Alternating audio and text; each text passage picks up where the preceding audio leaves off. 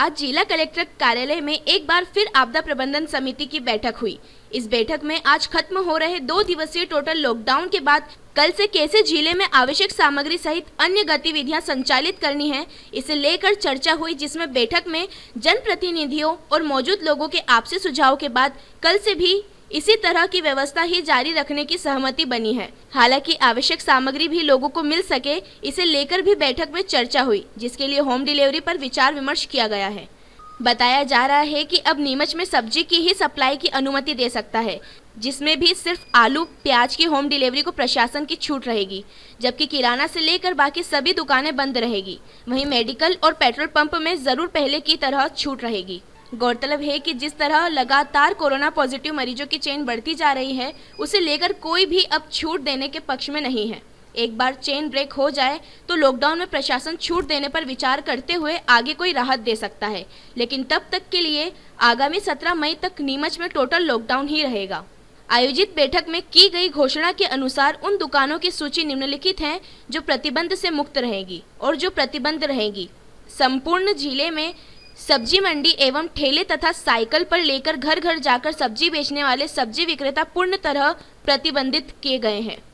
आम उपभोक्ता पास के ही किराना दुकानों से आलू प्याज लहसुन होम डिलीवरी के माध्यम से प्राप्त कर सकेंगे। संपूर्ण जिले में अंडे मांस चिकन वितरक कार्य प्रतिबंधित रहेंगे। पूरे जिले में पीने के पानी की कैन प्रातः 7 बजे से प्रातः 10 बजे तक प्रतिबंध से मुक्त रहेंगे। दूध की डेयरियां एवं घर घर जाकर दूध विक्रेता प्रातः 7 से 10 तक प्रतिबंध से मुक्त रहेंगे।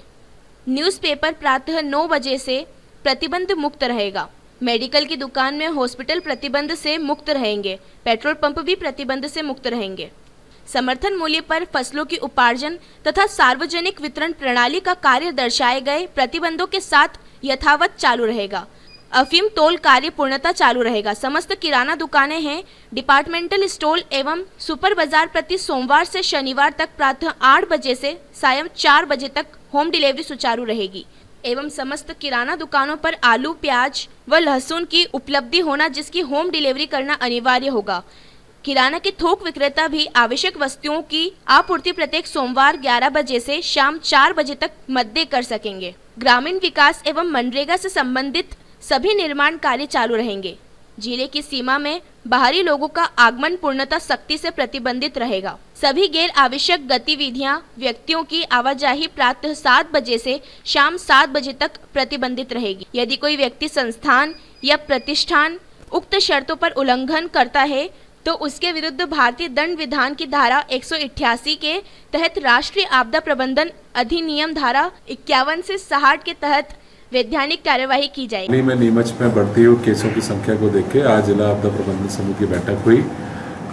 इसमें सभी सदस्यगणों का एक ही मत से ये निर्णय आया है कि अभी लॉकडाउन, टोटल लॉकडाउन जिसे हम बोल रहे हैं काफ़ी दिनों से, ये 17 तारीख तक बढ़ाया जाए। इस दौरान समस्त व्यापारी प्रतिष्ठान बंद रहेंगे।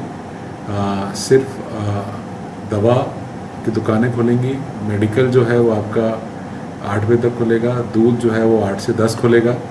इसके साथ साथ सब्जी मंडी बंद रहेगी। अभी सारे जो किराने के स्टोर हैं, जो छोटी छोटी दुकानें हैं, वहाँ पे आलू और प्याज की व्यवस्था हम कल से शुरू करेंगे।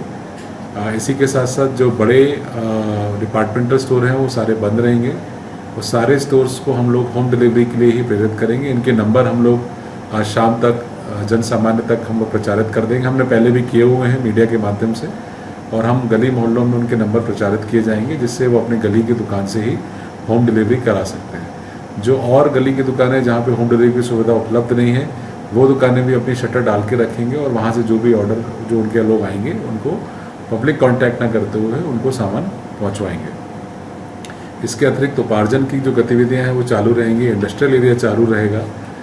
साथ ही साथ अफीम तोल केंद्र चालू रहेंगे 17 तारीख तक। पेट्रोल पंप और जो गैस की सुविधा है वो चालू रहेगी।